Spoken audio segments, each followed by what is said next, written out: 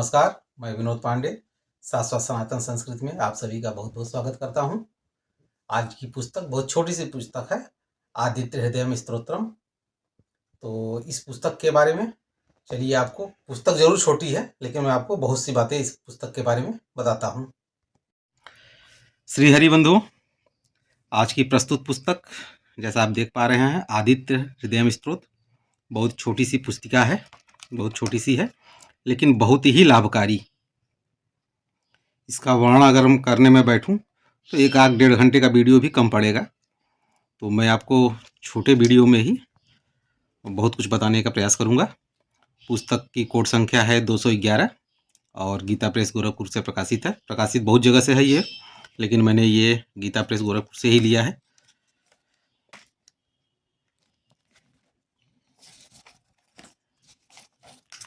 पुस्तक 5 रुपये में है मात्र, और अभी ये हाल में ही मैंने लिया है। कुल इसमें 20,65,000 अभी तक छप चुका है।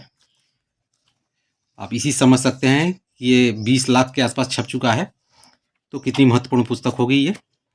पुस्तक में कुछ ज़्यादा कुछ दिया नहीं गया है, सीधे विनियोग और ऋषि आदि न्यास दे के कर न्यास दिया गया है, हृदय आदि अंग न्यास दिया गया है, और उसके बाद फिर आदित्य हृदयम स्तोत्र दे दिए गया है सीधे सीधे। सबसे पहले तो संस्कृत में है, फिर हिंदी में है, और इसमें एक विशेष बात मैं देख रहा हूं कि इंग्लिश में भी ये दिया गया है। तो 3 भाषाओं में है, संस्कृत में तो मूल है, उसके बाद हिंदी में है और इंग्लिश में भी है। तो इस तरह से कुल मिला जुला के है, और कुल 32 पृष्ठों का पुस्तक है, और इसमें कुल 31 श्लोक है। मात्र 31 श्लोक का ये आदित्य हृदयम स्तोत्र है। तो पुस्तक में और तो कुछ खास नहीं है, लेकिन ये स्तोत्र बहुत खास है। तो मैं कुछ बातें आपको मैं बताऊं इस पुस्तक के बारे में, आदित्य हृदयम स्तोत्र के बारे में, कि ये पाठ क्यों करना चाहिए और कहाँ कहाँ लाभकारी है। जैसा कि आप सब जानते हैं कि ज्योतिष में सूर्य को ग्रहों का राजा माना गया है, और सूर्य और चंद्रमा 2 ऐसे ग्रह हैं जो हमारे प्रत्यक्ष देवता हैं, जिनको हम साक्षात देख सकते हैं और उनका दर्शन कर सकते हैं और उनका पूजा पाठ कर सकते हैं।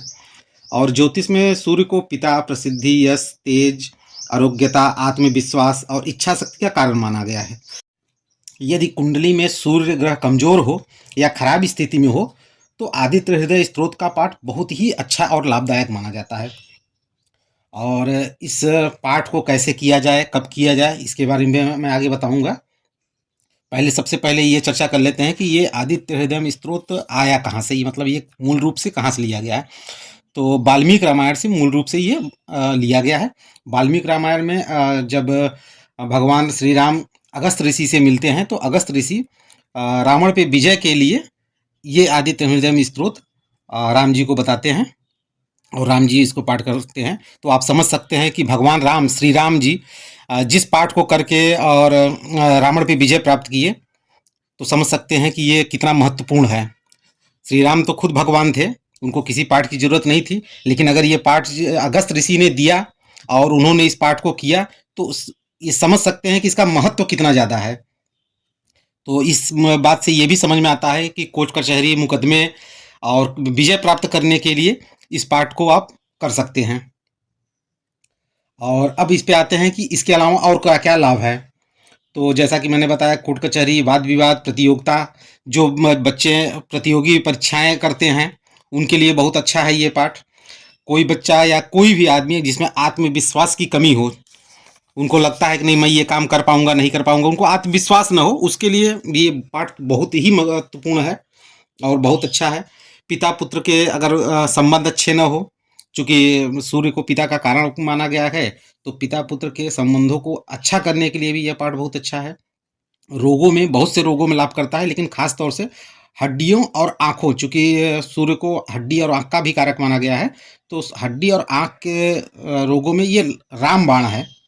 और सरकारी कार्यों में, प्रशासनिक कार्यों में, चूँकि ये सूर्य राजा है माना गया है, तो जहाँ पे प्रशासनिक चीज़ें हो, सरकारी काम हो, या आप जिस विभाग में हो, वहाँ का जो उच्च अधिकारी हो, उनसे संबंधों में अच्छा रखने के लिए, कार्य क्षेत्र में अच्छा प्रदर्शन करने के लिए इस आदित्य हृदय स्त्रोत का पाठ बहुत अच्छा माना गया है। अब आते हैं कि ये पाठ कैसे और कब करें। तो अगर आप रोज कर सकते हो तो बहुत अच्छा। रोज करने के लिए आप अगर आपका कोई कार्य के लिए कर रहे हैं तो एक संकल्प जो बहुत जरूरी होता है।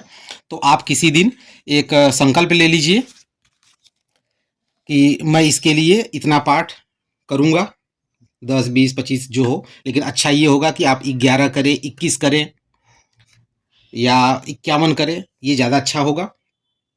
और पाठ को करने के लिए किसी भी शुक्ल पक्ष के रविवार से शुरू करें, शुभ मुहूर्त में। शुभ मुहूर्त आप अपने जो आपके अगल बगल कोई पंडित हों या जो आपके भी कुल पुरोहित या जो भी हों, उनसे आप समझ के करें और अच्छा है। और नहीं तो किसी भी शुक्ल पक्ष के रविवार से ये शुरू कर सकते हैं। और जैसा कि आप संकल्प लिए हो कि हर रविवार करेंगे या आप प्रतिदिन करेंगे, उस हिसाब से आप कर सकते हैं। तो जैसा कि मैंने अब बताया, तो इसका अनगिनत फायदे और लाभ हैं और बहुत ही महत्वपूर्ण पाठ। तो मुख्य मुख्य बातें मैंने ये आदित्य हृदय स्त्रोत के बारे में बता दिया है। बातें तो बहुत सी हैं, तो अगर कुछ आपको और जानना हो तो कमेंट में आप भेज सकते हैं, मैं उसका उत्तर देने का प्रयास करूँगा। मैं बहुत बड़ा ज्ञानी तो नहीं हूँ, लेकिन जितना मुझे मालूम होगा मैं आपकी समस्याओं का समाधान करने की कोशिश करूँगा। तो इसी के साथ इस वीडियो को विराम देते हैं। अगले वीडियो में एक नए पुस्तक के साथ फिर से प्रस्तुत होऊंगा। तब तक के लिए आप सबका बहुत बहुत धन्यवाद।